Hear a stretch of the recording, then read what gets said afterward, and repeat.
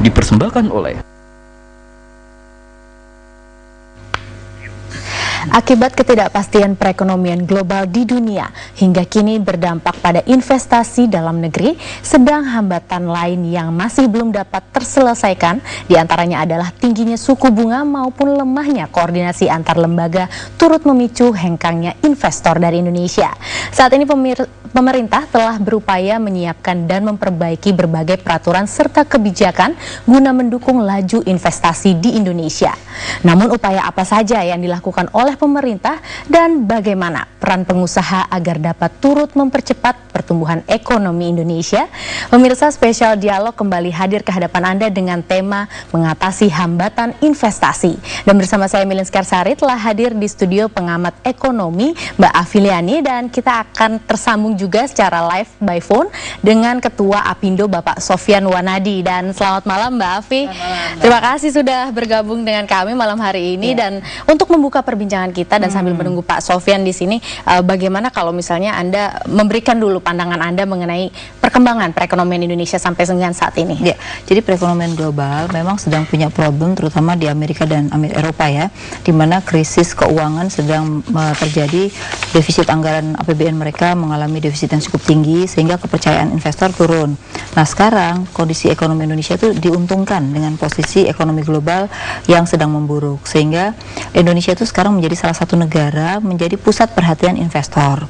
Sehingga kalau kita melihat perkembangannya, dana yang masuk ke Indonesia itu jauh lebih tinggi dibandingkan dalam kondisi normal ya. Jadi kalau rata-rata cadangan devisa kita itu 60 miliar US, sekarang sudah mencapai di atas 100 miliar US. Nah, tetapi yang menjadi problem sekarang adalah bagaimana ini bisa kita transfer ke sektor real. Karena yang banyak terjadi justru membeli surat utang pemerintah ya, kemudian SBI dan juga saham-saham yang ada di pasar modal. Nah, oleh karena itu sebenarnya ini adalah saat investasi buat para pengusaha maupun juga pemerintah agar apa, dana yang masuk ke Indonesia dalam bentuk portofolio bisa kita transfer kepada sektor real sehingga ada penciptaan lapangan kerja, pertumbuhan ekonomi lebih berkualitas. Jadi 6,5% pertumbuhan kita sekarang itu sebenarnya belum investasi optimal. Kalau investasinya lebih optimal, kita bisa tumbuh 7-8%. Berarti memang sebenarnya ini adalah saat-saat yang harus kita optimalkan ya segala sesuatunya ya. Nah, kalau memang begitu, lalu bagaimana Anda melihat peraturan dan kebijakan mengenai investasi terutama yang sekarang ada di Indonesia? Sebenarnya fokus investasi yang harus didahulukan oleh pemerintah satu adalah infrastruktur ya. Kenapa?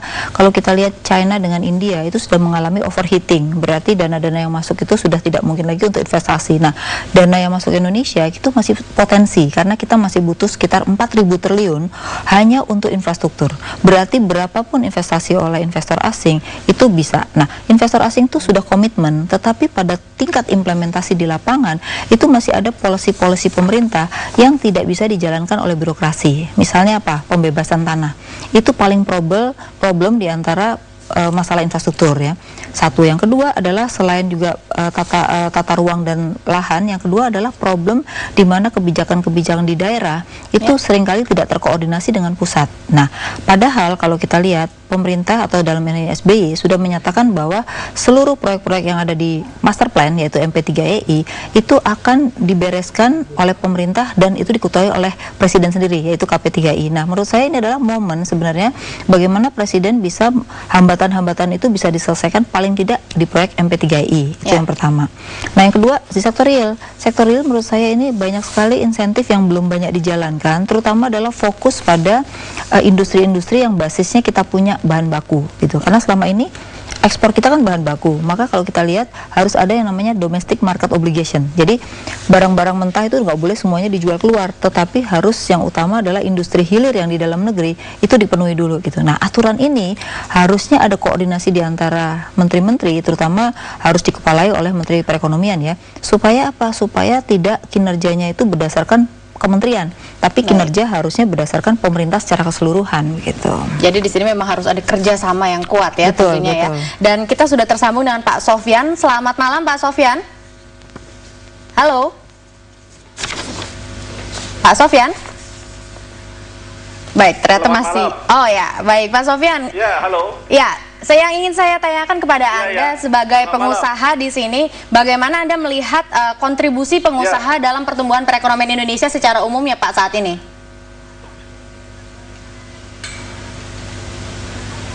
Ya, Pak Sofyan? Ya, saya setuju sekali ya bahwa kita semangatnya masih tetap tinggi untuk berinvestasi. Halo? Ya. Silahkan, Bapak.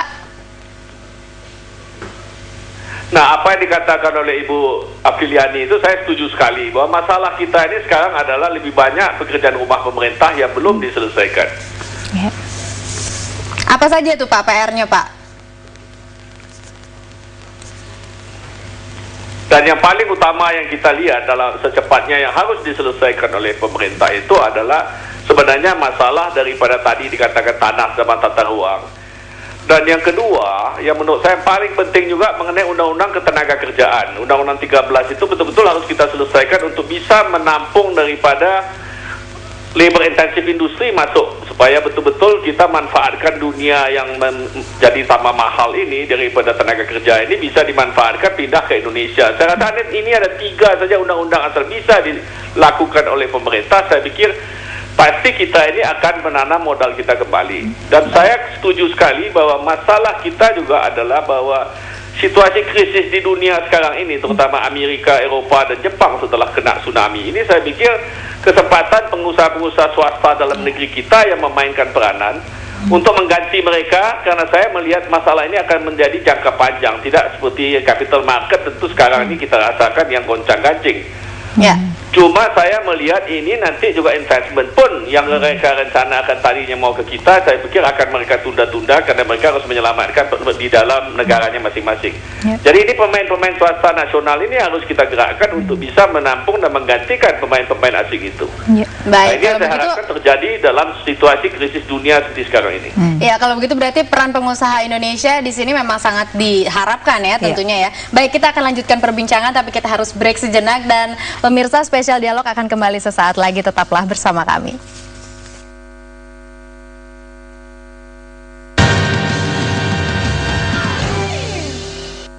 Dipersembahkan oleh